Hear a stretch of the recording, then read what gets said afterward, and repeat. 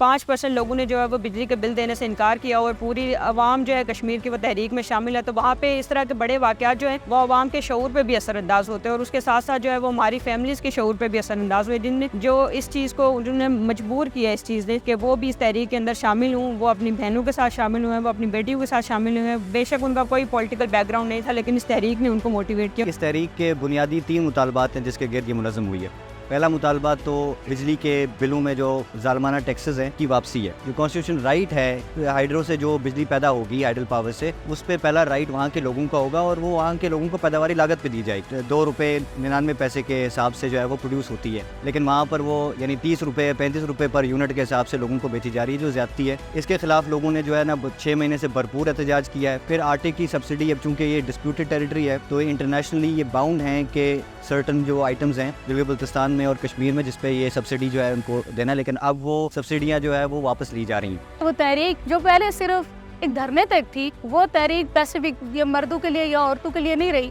بلکہ ایک بہت بڑے پیمانے پر وہاں پر ایک جو ہے وہ تحریک کا آغاز ہوا، جس میں بڑی تعداد میں صرف خواتین کا ایک پروٹیسٹ ہوا تھا، اور خواتین نے جو ہے وہ وہاں پر جہاں ان کے گھر کے مردوں کو گرفتار کیا گیا تھا، جنہوں نے وہاں پر کریک ڈاؤن کیا اور یہ سمجھا تھا کہ شاید یہ دھرنے اکھاڑ کے یہ صرف مردوں کی تحریک ہے۔ جو ٹوٹل بجلی پروڈیوس ہوتی ہے کشمیر کے اندر تقریباً 3000 میگا واٹ ہے۔ کشمیر کی جو ضرورت ہے 500 میگا واٹ سے زیادہ نہیں ہے، اور یہ سارا بھی ڈومیسٹک یوز ہے، کوئی کمرشل وہاں پہ انڈسٹری نہیں ہے یا کوئی کمرشل یوز نہیں ہے۔ تو اس میں ہم یہ سمجھتے ہیں کہ یہ 500 میگا واٹ جو ہے وہ لوگوں کو پیداواری لاگت پہ دینا چاہیے، جو وہاں پر ہائیڈل پروجیکٹ جس پہ پیدا ہوتی ہے اس پہ آپ 2-3 روپے بے شک اوپر کر لیں، چلو آپ کی جو سروسز چارجز ہیں، لیکن جس طریقے سے ٹیکسوں میں اضافہ کر کے اس کو 20 روپے 25 روپے یا 30 روپے یونٹ کی طرف بڑھایا جا رہا ہے، یہ ہم سمجھتے ہیں کہ زیادہ۔ جہاں پہ کوئی سیاست کی اور عورتوں کو جو ہے سیاست سے کوسوں دور رکھا جاتا ہے، وہاں پہ ان کا وہ شامل ہونا سیاست کے اندر، اور وہ اس چیز پہ ہمیں بھی ایز اے فیمیل وہ موٹیویٹ کرتا ہے کہ ہم بھی اس سیاست کے اندر شامل ہوں۔ لمبے عرصے سے ہمیں دیکھنے کو مل رہا ہے کہ کوئی بھی اگر سیاسی تحریک ہوتی ہے تو اس میں فیمیل کی جو انوالومنٹ بہت کم ہوتی ہے، بلکہ نہ ہونے کے برابر ہوتی ہے۔ لیکن جو بیوروکریسی ہے، ججز ہیں، ان کی جو مراد ہے اس کو جو ہے وہ واپس لیا جائے، اور اس کے خلاف یہ ایک بہت ہی منظم اور بہت ہی شاندار تحریک رہی ہے۔ اپنی پیک پہ تقریباً 70% لوگوں نے اپنے بل جمع نہیں کرائے، اور جو میرے خیال میں سول ڈس اوبیڈینس کی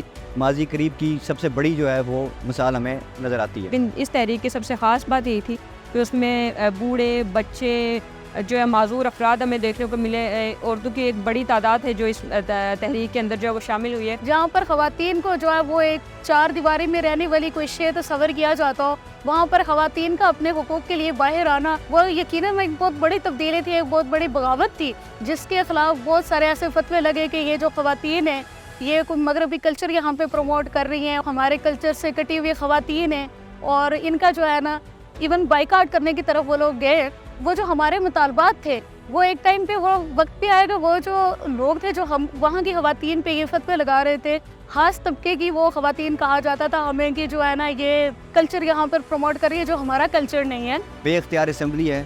بے اختیار حکمران ہیں، نام کے لیے تو انہوں نے اپنے لیے پرائم منسٹر رکھا ہوا ہے، لیکن ان کے پاس کوئی خاص اختیارات نہیں ہیں، اور جب ان کے پاس جاتے ہیں تو وہ آگے سے یہی کہتے ہیں کہ یہ تو وفاق کا مسئلہ ہے۔ بہرحال وہ منتخب نمائندے ہیں تو مطالبات انہی سے کیے جاتے ہیں، لیکن ہم یہ سمجھتے ہیں کہ یہ جو کٹ پتلی حکومت ہے ریاست کی اور یہ جو کٹ پتلی نمائندے یہ ہمارے مسائل کا حل نہیں کر سکتے۔ اب ظاہر سی بات ہے میں اور آپ یا 2 بندے اٹھتے تو یہاں سے کوئی بھی اس طرح کی کوئی بھی تحریک کو جو ہے وہ کامیاب نہیں کروا سکتے، یا کوئی بھی اس طرح کی موومنٹ اس میں جا کے مطلب کوئی اس طرح سے فیصلہ کن کردار ادا نہیں کر پائیں گے۔ ان لڑکیوں نے وہ جو اسٹرگل کی تھی وہ ہمیں دیکھنے کو ملی کہ کشمیر کی سڑکوں میں جب ان کے لیے یہ کہا جا رہا تھا کہ بھئی ہم لوگوں کی غیرت ابھی زندہ ہے، ہم ان لڑکیوں کو باہر نہیں نکلنے دیں گے۔ جب عوام آپ کے ساتھ ہو تو پھر آپ کچھ بھی کر گزرتے ہو، اس میں پھر آپ کو ڈرنے کی یا گرفتاریوں کی بھی، جیسے آپ نے پہلے بات کی، تو اس طرح کا کوئی بھی ڈر نہیں رہتا۔ پھر وہ آپ کو ایک ایڈوانس لیول پہ آپ کے اندر اتنا جرأت اور حوصلہ پیدا کرتی ہے کہ آپ اس ایڈوانس لیول پہ چلے جاتے جہاں پہ آپ کو پھر کسی چیز کا ڈر نہیں ہوتا۔ وہ جو لوگ ہم پہ نعرے لگا رہے تھے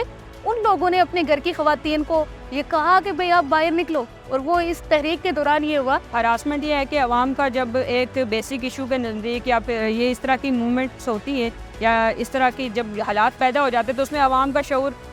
آٹومیٹکلی اتنا ایڈوانس ہو جاتا ہے کہ وہ ان ہراسمنٹ اور ان چھوٹی چیزوں سے نکل کے پھر ایک بڑا سوچتے ہیں اور بڑا قدم لیتے ہیں اور پھر ایک بڑا کرنے کی طرف، بڑا مقصد جو ہے وہ پورا کرنے کی طرف جاتے ہیں، اور اس میں ہراسمنٹ کے پھر اس طرح کے جو ایشوز ہوتے ہیں وہ کم دیکھنے کو ملتے ہیں ہمیں۔ آگے کا لائے عمل ہے اس میں انہوں نے 11 تاریخ کو جو ہے وہ مظفر آباد کی طرف لانگ مارچ کا اعلان کیا ہے،